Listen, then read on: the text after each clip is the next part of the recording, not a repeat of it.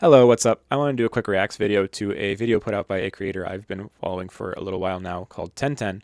He does a lot of informational videos on Blade and Soul Neo. I highly recommend anyone check him out if you want to. He puts out a lot of good information about the game and also touches on some interesting topics. Today, what I do want to go over though is the video he recently posted about the DPS meter. So with that, let's get going. The DPS meter, the holy source of truth, what I like to refer to as the Bible, because it lets you see things that other people cannot see. Now, historically speaking, Blade and Soul always had DPS meter, but this was removed in the Neo version. And in today's video, I want to go over the pros and cons of the DPS meter and if they should be ultimately bringing it back.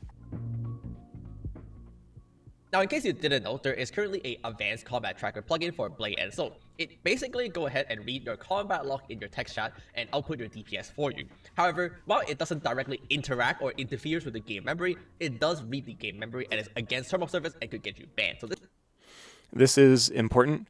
While I haven't ever heard of anyone getting banned for running a DPS meter, it's not something that actively interferes with the game the same way that a cheat does. It is against terms of service, and if you are caught using it, they do have grounds to ban you. Whether or not they will do that is up in the air, but do be careful if you're ever trying to use a DPS meter from a third-party site. this is not necessarily something I would recommend. Historically speaking, Blade and Soul always had the DPS meter built into the game. In a dungeon, if you enable the DPS meter through a obscure settings, you can see the top 3 DPS in your party and then your own DPS, assuming you're not a part of the top 3 DPS. That means that other people will not be able to see your DPS if you're the bottom 3 DPS. Likewise, if you're doing a 12-man raid, you'll be able to see the top 6 DPS and you will not know who's the bottom 6 DPS. So this part is incredibly important, and I think he touches on this in a later part of the video, but I want to talk about it now while we have the chance. Not seeing the entire party's DPS is a very big change that has some consequences based off of toxicity in the game, and it's something done to prevent that. While this information can be gotten through other third-party apps, and the current third-party apps do show DPS for all of the team members, the ones in live that only showed you half had the effect of saying, here's some of the information, but not all of it, because they don't want you to be toxic to the bottom players. The entire reason why DPS meters are even a conversation are, from what I gather, 2 main points. One is toxicity. If you have a DPS meter and someone on your team looks like they're underperforming, people are very easy to kind of scapegoat that and say, hey, you're not doing well, and then be really toxic towards them, either verbally in chat or by like kicking them from the party or like, letting them die doing things in the game that are not too great. Point number 2, DPS meters can be something that games don't necessarily want in their game because there's some kind of thing they're going for with the obfuscation of that information. Monster Hunter is a really good example of this because they hide health bars from you in game. And while there are third-party add-ons that you can do to equip that, the whole point is that you're supposed to be fighting those things based off of like instinct versus based off of a number hovering over their heads. By the same metric, while it's probably less prevalent in Blade and Soul, in other games and other MMOs, there is this idea that if you use the DPS meter, you are seeing information that you're not supposed to be seeing and getting information you're not supposed to be able to get by design of the game devs. What those decisions are or why they want to hide that for those reasons, I can't tell you.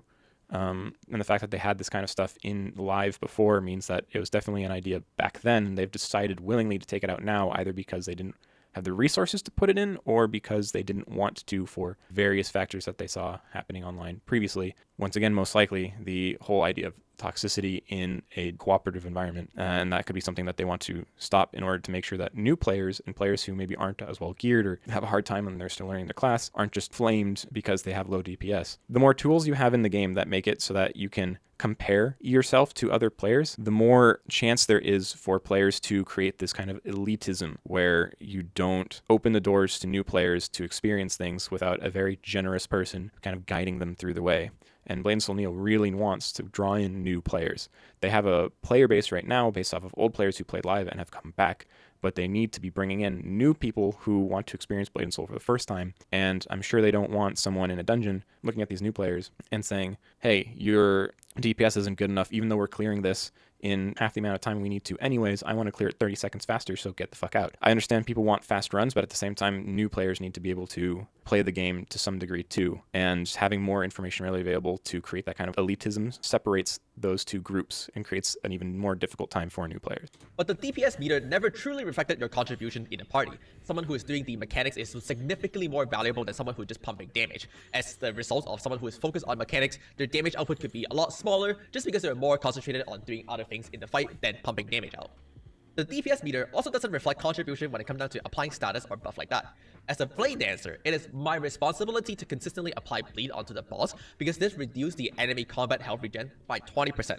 It basically means that your party is doing 20% more damage by applying bleed because you're preventing the enemy from regenerating it back. Likewise, as a Blade, getting rid of 20% of the boss's health regen is not meaning your party is doing 20% more damage to the boss. It just means that if the boss was to recover 200k health over the course of a fight and they initially have 2 million, you've cut down that healing to 40,000 health. To the other point though, which is really, really important, idea of applying CCs is incredibly impactful to smooth dungeon runs. Unfortunately, there are things that they've done in Blade and Soul Neo that directly oppose the idea of how like a basic team composition is supposed to work. Blade and Soul Neo functions much more on the idea of you should be able to run these dungeons with basically most combinations of any classes, but there is strength and diversity, and if you have a team that has a Blade Dancer, a Destroyer, a Summoner, these classes that can extend your CCs for longer even at the cost of their own DPS, it does dramatically improve not only the DPS of the entire run because your damage dealers just have time to wail on the boss without having to worry about drinking potions and dodging mechanics and all that kind of stuff, but it also leads to a much smoother run and much less chance of failing that run. I've seen many parties get to a point in the boss where they fail one mechanic and then all of a sudden half the party's wiped, and it's a huge problem. Having bosses suppressed during these points in time are incredibly important. They're not necessary to finish these runs, but it dramatically lowers the floor of mechanical requirements and also the knowledge you need of the dungeon in order to actually pass through that dungeon with parties. So while you can be the highest DPS character in the game on like a Force Master or a Sin or someone, if your entire party is wiping and you can't solo the boss yourself, playing something like a Summoner or a Destroyer or a Blade Dancer that can help with the CCs significantly might end up helping those runs get through more often than not, when instead you would be failing them, just because instead of running the dungeon 2 minutes faster, you're completing the dungeon in one go instead of failing 2 times before you actually complete it.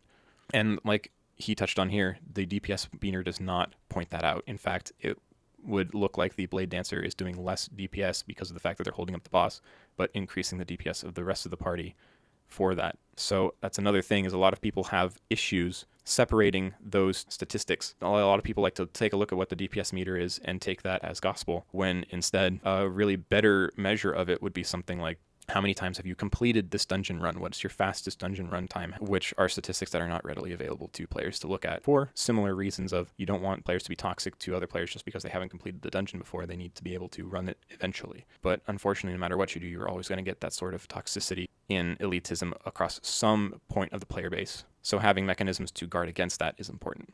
This is probably one of the big reasons why they wanted to take out the DPS meter, was because they wanted a bigger emphasis on teamwork and team play, instead of everyone just looking at what's the highest damage. However, to that end, they've also done some changes that go against the idea of teamwork and team play. The biggest example of this being that they took away the threat on most Blade Master and Kung Fu Master skills that had them in the live versions. Those two classes were initially supposed to be like the tank classes. They were supposed to draw aggro from the boss to allow you to complete a run much smoother if your tank was good.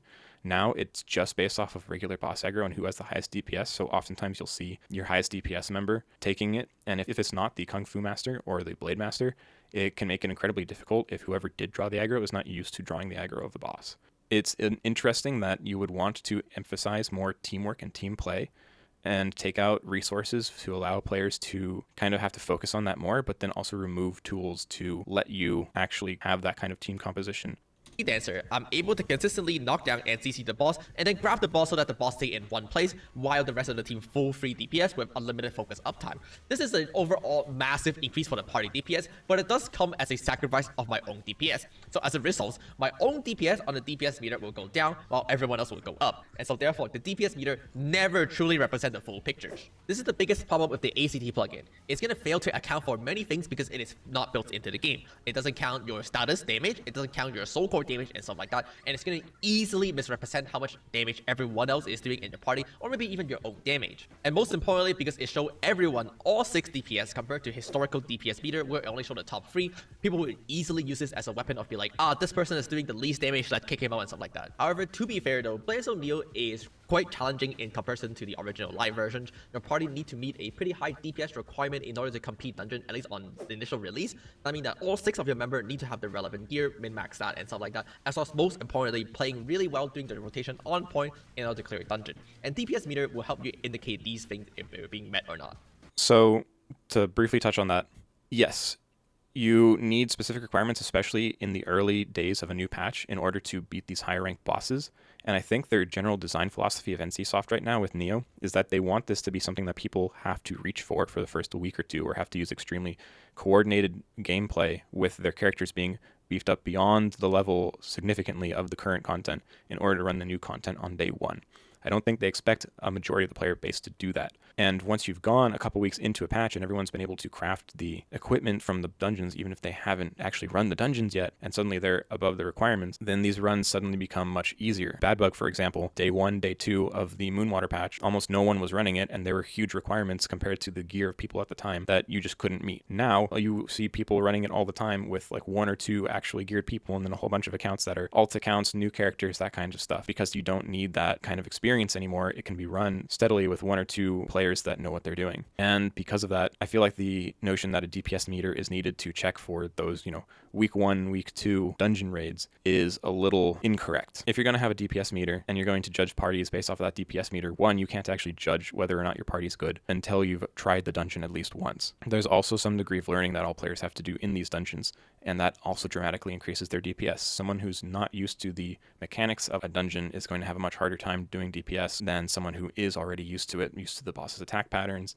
used to whatever weird mechanic might be in it. If you don't do it correctly, players oftentimes will take fire at some other player, and when you have DPS meters, it is often just the lowest DPS player that gets the flame, even though it's not particularly their fault. It could be that that lowest DPS player was actually trying to do the mechanics of the dungeon to stabilize the run, but because that run ended up wiping anyways, because there was a lack of cooperation from other party members to do that same mechanic, the run fails, and they end up having the less DPS, even though they were doing the right thing. Because of all the other factors that you need to include when judging someone's relevance in a party for one of these dungeons, outside of just a pure DPS dungeon, the DPS meter doesn't give you all the information to do a smooth clear. One of the biggest reasons why playing so is really fun is because the combat is really dynamic and they actually matter. The way you play, how well you play dramatically influence your damage, and without something like a DPS meter, it might be very hard for a new player to visualize what they're doing wrong, or if they're even doing anything wrong. Since there's no indicator they're doing anything wrong, they also don't have the desire to improve or look up what they should be doing in order to actually do damage.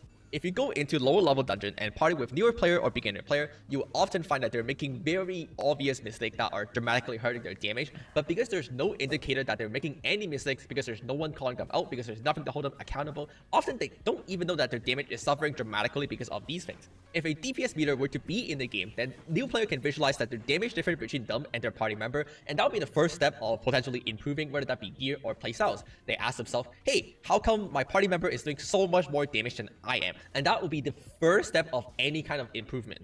But on the other hand, the DPS meter is one of the most consistent and reliable way to measure your personal progress and how strong you really are by doing something what we like to call the DPS parse, which is basically doing your entire rotation on a dummy in the Mugen Tower and measuring your overall DPS in a long fight. This is very relevant, and this is the good side of a DPS meter. While you are a new player or even an experienced player, there are oftentimes a lot of questions that you have regarding your own performance. Are you doing well? Could you be doing better? How can you improve? And what's going to make you improve the most? Especially for people who are trying to gear up on a budget, it's important to know what you can do the most efficiently with your resources to make it so that way you can pump out the most damage, be the tankiest, do the mechanics right, all that kind of stuff.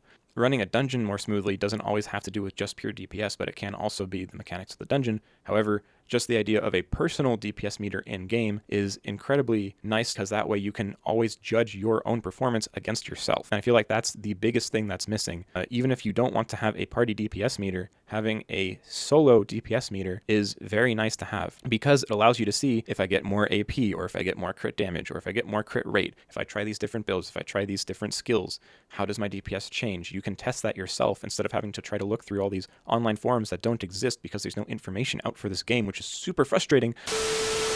It allows you to kind of look through all of that yourself and draw your own conclusions instead of just trying to take a guess at what's actually working or not. It's near impossible, really, to know, hey, if I equip all my soul shields with an extra crit rate boost or an extra crit damage boost, or if I use this to get this stat, how much is that going to help me and my damage against these things? But the idea that as a player, you can look at your own performance and judge it against yourself is incredibly important. This is in contrast to judging your performance against someone else's, because that can lead to, like we said before, the toxicity and elitism and all that kind of stuff that does exist within any kind of cooperative and or PvP game. By that same token, though, when you have good actors working with good actors, you can have that cooperative environment where one person is doing less DPS than someone else, and they can use that as a learning opportunity. That kind of stuff is really relevant depending on what kind of environment you're trying to foster to your game and what kind of community you expect to have. Because there's so many different sources of damage in a game like this, from attack power to critical rate, critical damage, your bash progress, your soul, how well you play and doing your rotation and stuff like that. And most importantly, of course, skill books. Doing something like a purple skill book not only changes how you play, but also changes the scaling on the skills. And none of these are easily measurable. One of the biggest problems with the game right now, especially for a new player, is that it's very, very hard to gauge how strong you really are and how much damage you really be doing. And these are important questions for yourself to answer so that you can understand what's lacking in your character build and where you can improve your damage and stuff like that. So once again, the idea of being able to take the autonomy to see what you can do is incredibly important when you're trying to gear up in these kinds of games and when you're trying to progress. And unfortunately, that information is not super readily available to players of Blade and Soul Neo. And I don't think you should be expected to look at the player in your party who's doing better than you on your exact same class and copy their builds, because builds vary drastically. And sometimes players can have one part of a build that's really, really good, and then maybe have a bunch of other little skills that they personally prefer as personal preference, and it has nothing to do with their DPS or their ability to run that specific dungeon or what have you. What's more important is having these more experienced players be able to post on a blog, be able to post on the Discord, on somewhere else. Here's what I'm doing. Here's what I think works. And having new players be able to watch that and copy that. There is a Discord up for Blade and Soul Neo, and you can find some relevant information for these classes. And to the credit of the employees at NCSoft NA, I applaud you for working with what you've got. You have these chats where people can ask questions. You have Neo Guides, which is meant to be a place for players to post these guides. But for example, if you go here and you look at all these different guides up on the Discord, there's 3 of them posted from back a month after the game released. It's very rare to find anything more than that. Now, because of TENTEN, you actually have more Blade Dancer stuff up here than other classes. So props to him for being the person to support his community. However, if you're looking at, say, Kung Fu Master, Force Master, there's a single video for Kung Fu Master. Force Master had 3. How much does Destroyer have?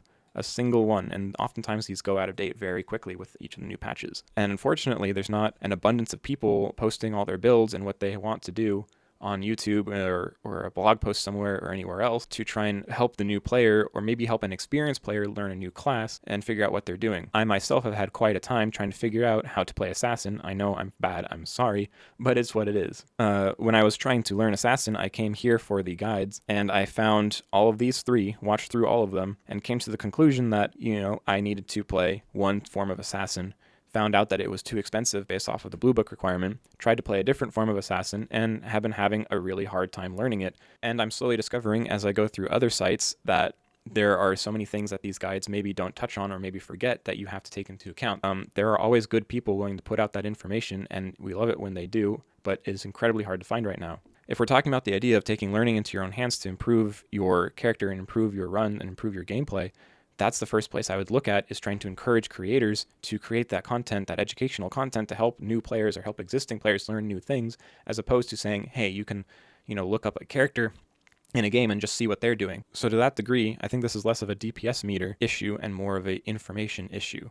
To the point that I believe that new educational content needs to come out, I do want to quickly say that I'm going to be trying to put out some of this content for Force Master gameplay going forward. I am not by any means anything special, I'm just a casual player enjoying the game, but I am able to clear all the content, and I feel like other players can benefit from having that information available to them on how to do that or the relevant different kinds of builds. I'm also streaming on Twitch basically every day, and I'd love to see people come in and just have a discussion about the game or hang out and chill if you want to just have something to have in the background while you're doing your work or other things or a morning coffee. So please come join me for that, and with that, we'll get back to the video. One of the most common strategy of improving your own characters is to look at other people playing the exact same class and see what they're doing to improve their characters. But even then, how do you know exactly what is the difference between you and their characters? And most importantly, what category you need to improve to catch up to their characters?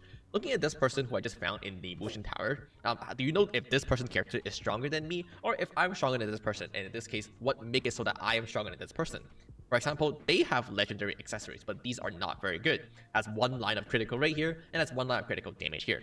On the other hand, I have purple accessories, but these are fully upgraded true Siren accessories. It has both critical rate and critical damage, and my critical rate is already higher than what they have on the legendary. So how do you say which one of us is stronger? This answer is without a good measurement like a DPS meter, you can't. And likewise, this person have a Moonwater Soul badge, a Desert Mystic badge, and I don't even have a Mystic badge because it turned out Mystic badge is not a very good improvement for Windblade Dancer, so I opt to just not use the Mystic badge at all. The DPS measurement is So this is something that is true for other classes too. I play Force Master, and both of the Mystic badges that I have as options for a fire build are incredibly lackluster and almost do nothing for my DPS because the skills that you use them for don't have a major role in your DPS rotation. So because of that, you almost lose any DPS by trying to get any benefit out of the Mystic badges that you can use for that class. And I'm sure there are other classes that have that same experience or other builds for other classes that have that same experience. There's also a very interesting change that Blade and Soul NEO did where if we look over at the statistics page that he's looking at,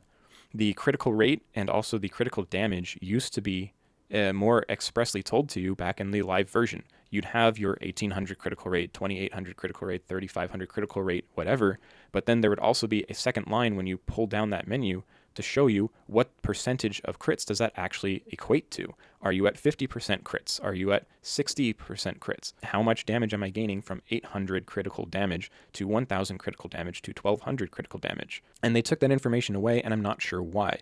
This was purely a boon for the players. This hiding of information, once again, from NCSoft, I think is way more of a hindrance to players because, once again, that's something that you can look at and really understand, hey, this is improving my build. But it's very difficult when I'm trying to look at critical rate and saying, okay, well, I can get 600 more critical rate if I improve these things on my soul shields, but how much does that actually equate to? What's the actual value there? And there's no way to tell.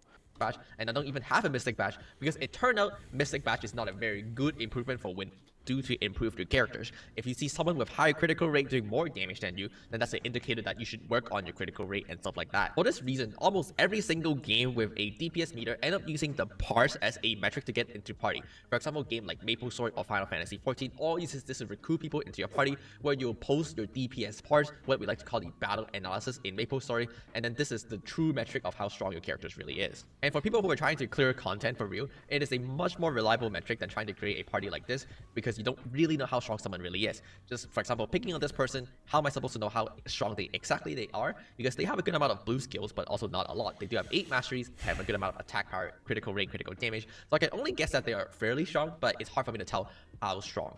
And This is an issue with the player base of Blade and Soul, but also an issue with the information that you have to parse through to perfectly understand how strong a character is, which is why every party finder in BNS Neo right now currently relies on attack power instead of DPS parse or whatever you have that he's talking about. And to that degree, it actually creates a lot of problems in the game because all of a sudden people are just looking at a single statistic. I myself am guilty of making decisions with my build that probably lower my DPS by giving up critical rate or critical damage in exchange for more AP, because I know that when I'm trying to get into higher dungeon content in the next patch, the players are going to be looking at my AP and not strictly at some other relevant metrics like the crit damage and the crit rate. Some people do, especially maybe first day or two, but within the first week of running a dungeon, most players trying to get through that dungeon are just going to be looking at your AP value. And while it's a decent way to see what kind of damage you can do, someone with 500 AP is definitely going to be doing less damage than someone with 600 AP most of the time. It is a far cry from being the most relevant thing to look at. But in order to actually judge someone's character, you have to take in so many metrics into account. There's no good way to do that. It's much easier just to say, get big number here. If you do, you're good. And unfortunately, that's how it is. Now, that's kind of an issue with the player base, but that's also kind of an issue with how Blade and Soul, NEO, and NCSoft have managed the systems in their game and the information they've given the players. This is also one of the biggest reasons why I have started the NEO Looking for Group Discourse, to help people find party where people are actually holding each other accountable in terms of their stat and stuff like that. But one of the biggest benefits when it comes down to having a DPS meter visualizable in-game is for tanking. A lot of people like to talk about how tanking is not a thing in Blade and Soul NEO, but that's not true. It absolutely is, just the old school fashion without the threat skills. The way tanking is supposed to work is that the tank would go in first to build aggro to generate threat by doing damage to the boss, and then everyone else should hold off their DPS and make sure that they're not over-threading by over-DPSing the tank so that the tank can maintain aggro. And this is extremely important moving forward in Blade and Soul NEO. In the latest CN dungeon, you can see that tanking is So this thing he has up on the top left is an example of what the DPS meters through the third-party sites currently look like to anyone using them. As you can see, it gives a parse per second of each player hitting the boss. The idea that you do have to tank still in NEO, but without threat skills on relevant tank classes, is kind of a problem. And it also does make the idea of having a DPS meter more relevant, because if bosses are drawn to whoever has done the most damage to them, it's good to know who that person is and who's close to that, so that way you can understand when the boss might switch aggro, or you can understand what you have to do to allow a certain person to keep aggro. These are core mechanics to most MMOs, and a lot of people are used to playing with them for good reason. Important moving forward in Blade and Soul NEO. In the latest CN dungeon, you can see that tanking is extremely relevant and important because the tank have to direct the boss, and this is also one of the biggest reasons why I have started the NEO Looking for Group Discourse, to help people find party where people are actually holding each other accountable in terms of their stat and stuff like that. It is actually mentioned by the Chinese player that this entire fight is heavily dependent on how good your tank is, if they're able to do the mechanics properly and stuff like that. And so tanking is extremely relevant in this dungeon.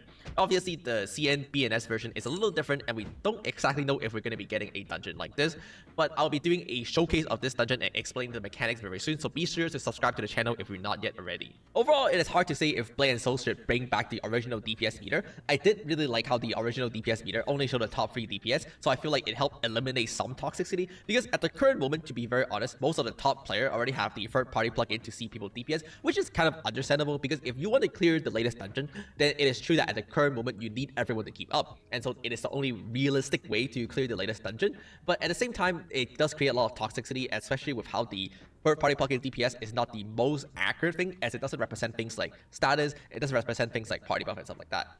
I would really love to hear you guys' status on if the game should have DPS meter or not, and most important.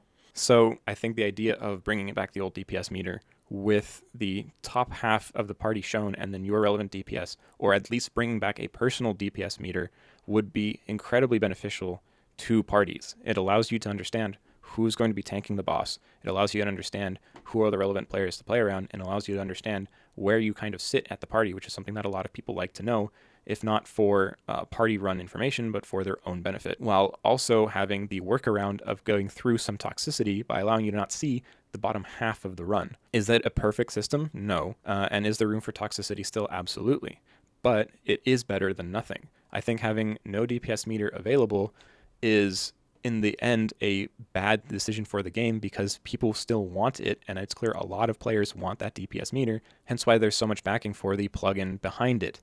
When you have players wanting something like a DPS meter, and there's no way to get it in the game, but there is an easy way to get it third party, you have a majority of players just getting it third party, and then players who don't have that extra third party app end up just sitting more in the dark than players who do. It's probably more hurtful to those players who try to go without it than helpful to try and obscure that information when people have an easy way to get it anyways, especially if you're not actively policing that kind of behavior. If NCSoft was incredibly rigorous about checking for these DPS meters and banning people who use them, which, by the way, I don't think should ever happen, but they could, then it would be more reasonable to assume that everyone in your party is probably not using a DPS meter and you have the same experience throughout your game. But when a majority of people are using a DPS meter, or maybe not even a majority of people, but a large portion of people are, especially high-ranked people, because that's what they use to understand what they can do to improve themselves, it becomes more of an issue of prohibition than it does an issue of what's good for the player. When you prohibit players from doing something that in the end is not inherently like evil or bad to do, you end up having people do it anyways, and I feel like it would be better just to have that information available through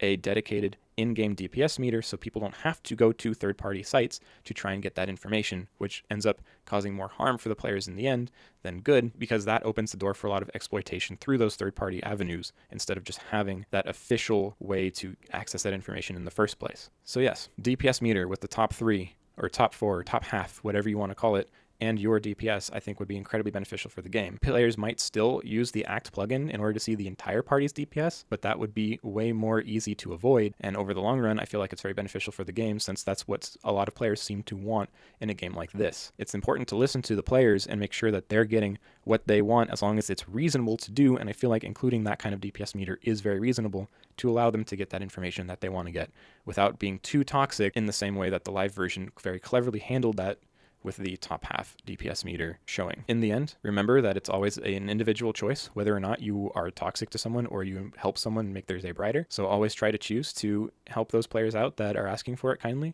Also, a quick shout out. I want to thank TENTEN for making this video. I think it was a really cool idea to discuss, and I really like these kinds of discussions. So yeah, thank you, TENTEN. And thank you to the players that have been able to put out all the information they have to help new players or help learning players get through this game given the lack of resources available. So with that, I hope you all stay happy and healthy, and I hope you have a great day. I'll see you next time.